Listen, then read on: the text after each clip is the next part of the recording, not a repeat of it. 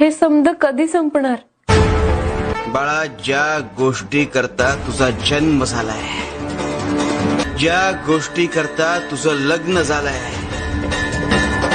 ती गोष्ट साध्य झाल्यावर माझी वेळ अजून आलेली नाही. तुला राक्षसाचा माणूस करायचा आहे.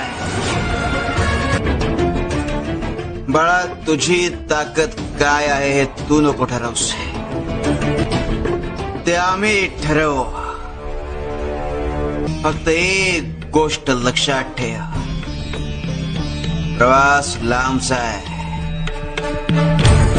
खडतर आहे, खूप सोसावं लागणार आहे, पण हार मानायची नाही. सुधारण्याच्या या प्रवासात तुझे देखील